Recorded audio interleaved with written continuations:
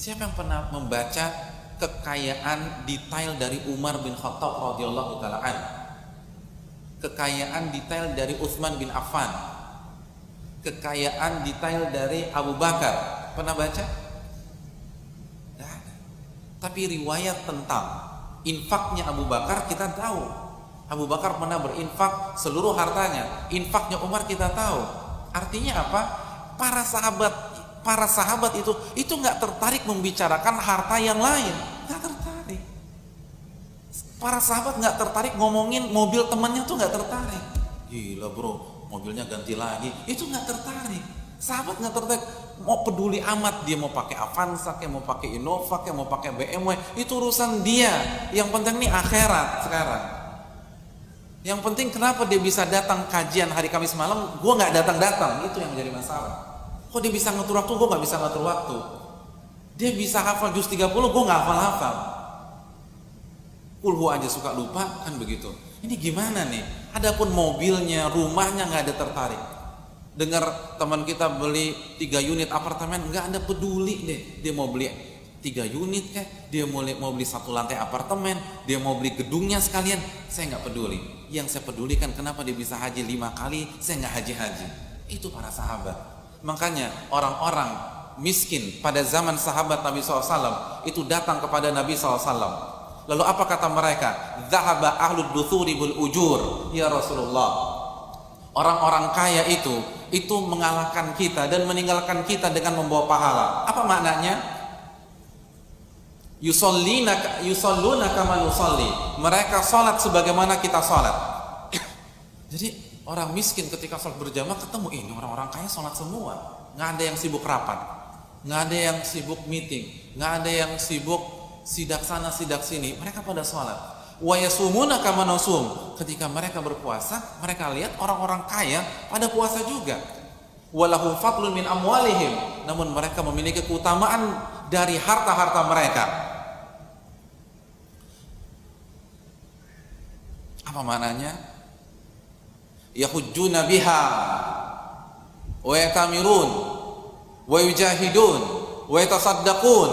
Mereka bisa berhaji dengan harta tersebut, tapi kita nggak bisa haji. Mereka bisa berumrah, kita nggak pernah berangkat umrah. Mereka bisa berjihad dengan harta tersebut, kita nggak bisa berjihad. Mereka bisa bersedekah, kita dapat sedekah terus selama ini. Bayangkan orang-orang miskin pada zaman sahabat ketika dapat sedekah itu galau hadirin. Kita galau karena nggak dapat terus. Ya Allah, ketinggalan. Ketika ada pembagian ketinggalan. Ketika ada pembagian bonus ilmu-ilmuan nggak masuk, stres. Itu nggak dipikirin sama para sahabat. Mereka berpikir kenapa mereka bisa ngasih duit, kita terima duit. Terus kapan kita dapat pahalanya? Terus kapan kita ngalahin mereka? Terus kapan kita dapat firdaus? Jadi mereka nggak pernah peduli dengan gadgetnya orang kaya. Mereka nggak pernah peduli dengan rumah mewahnya orang kaya. Mereka tidak pernah tertarik untuk menceritakan rumahnya Abu Bakar itu seperti apa sih. Utsman yang kaya raya itu seperti apa rumahnya. Abdurrahman bin Auf itu seperti apa? Enggak. Yang mereka tertarik adalah infaknya mereka, sedekahnya mereka, ifaknya Abdurrahman bin Auf. Ketika Abdurrahman bin Auf menolak ketika diberikan sebuah kebun oleh kaum Ansar, itu yang tertarik. Hebat banget ya. Adapun kekayaannya nggak tertarik, peduli amat. Dia mau pakai BMW terbaru, kayak Mercy terbaru, itu urusan dia dengan Allah. Kalau itu harta yang halal, mungkin itu fa'amma bi ni'mati rabbika fahaddits, salah satu cara untuk menunjukkan nikmat. Kalau itu dengan harta yang haram, maka adab Allah itu lebih sadis daripada komentar saya. Gak ada peduli. Mereka nggak memperdulikan dunia orang lain. Itu generasi terbaik, khairun nasi qarni, sebaik-baik manusia ada generasiku, kata Nabi SAW. Kan orientasi mereka akhirat. Mereka nggak tertarik berlomba dengan dunia. Kenapa kita hasad ketika teman kita punya mobil baru? Kenapa kita nggak tenang ketika teman kita mendapatkan pekerjaan baru, ketika teman kita menang tender, lalu proyeknya berhasil? Karena kita cinta dunia, suka apa tidak suka. Karena kita orientasinya masih dunia walaupun gaji setiap saat. Karena kalau orientasi kita akhirat, kita benar-benar bisa menjadi seorang pengembara yang sejati, kita tidak akan tertarik dengan harta para ahli dunia. Makanya Nabi, sahabat-sahabat terbaik Nabi yang paling dekat itu mayoritas orang kaya. Abu Bakar kaya, Umar kaya, Utsman kaya, Abdurrahman bin Auf kaya. Tapi pernah Nabi menjilat kepada mereka? Nggak pernah. Nggak pernah Nabi minta-minta, nggak pernah. Karena ini nggak penting.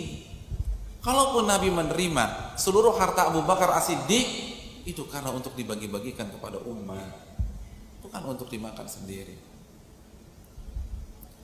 Nabi tidak peduli, dan para sahabat tidak peduli. Bahkan orang miskin di tengah-tengah para sahabat nggak peduli dengan hartanya orang kaya, nggak peduli dengan mobilnya orang kaya, investasinya orang kaya, onta-ontanya orang kaya, tidak peduli. Itu bukan urusan saya. Yang jadi urusan saya, kenapa mereka bisa haji, kita nggak bisa haji.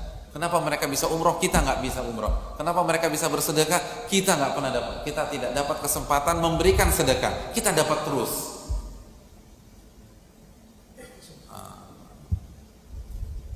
Kun fid dunya ka'annaka gharib aw abirus sabil. Hiduplah di dunia seakan-akan Anda orang asing atau orang yang sedang mengembara.